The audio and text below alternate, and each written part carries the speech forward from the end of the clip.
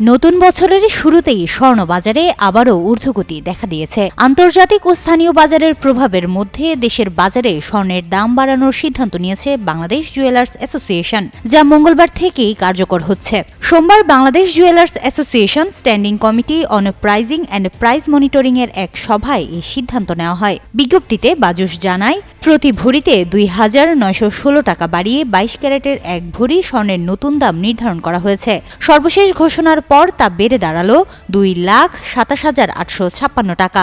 Shah cement, তুমি আমি মিলে বাংলাদেশ নির্মাণে নাম্বার 1।